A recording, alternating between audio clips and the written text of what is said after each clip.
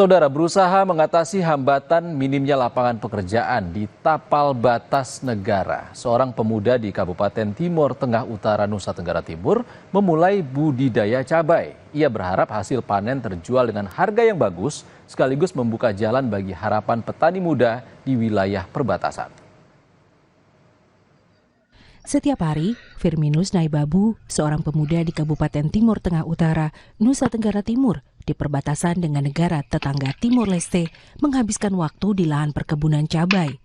Ia bukan pejabat, bukan pula pebisnis besar. Bermodal ketekunan, Firminus menanam harapan melalui ribuan pohon cabai yang kini memasuki masa panen.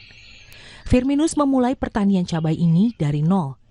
Ia memilih jalan bertani karena menyadari terbatasnya lapangan pekerjaan di wilayah tempat ia tinggal. Dan dalam keterbatasan itu, Firminus menemukan peluang. Menurut Firminus, harga cabai di daerahnya bisa mencapai Rp50.000 hingga Rp65.000 per kilogram, tergantung musim dan permintaan pasar. Bulan depan, pemuda ini akan panen perdana. Ia optimistis dapat menjual hasil panen ke sejumlah daerah di Kabupaten Timor Tengah Utara, Kabupaten Belu, dan Kota Kupang. Yang pertama itu punya inisiatif sendiri, Kak. Dan kepingin sendiri untuk pekerja ini, Pak. Pertanian.